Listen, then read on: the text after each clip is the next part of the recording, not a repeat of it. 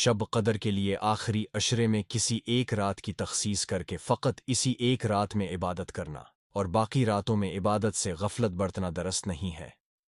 حدیث شریف میں رسول اللہ نے آخری عشرے کی تمام طاق راتوں 21ویں، 23ویں، 25ویں، 27ویں اور 29ویں شب میں لیلی القدر تلاش کرنے کا حکم دیا ہے، چنانچہ حدیث شریف میں ہے، وان عائشہ رضی اللہ عنہا قالت قال رسول اللہ صلی اللہ علیہ وسلم تہروا لیلۃ القدر فی الوتر من العشر الاواخر من رمضان، رواہ البخاری۔ ترجمہ: ام المومنین حضرت عائشہ رضی اللہ عنہا راوی ہیں کہ رسول کریم صلی اللہ علیہ وسلم نے فرمایا، شب قدر کو رمضان کے آخری عشرہ کی طاق راتوں میں تلاش کرو۔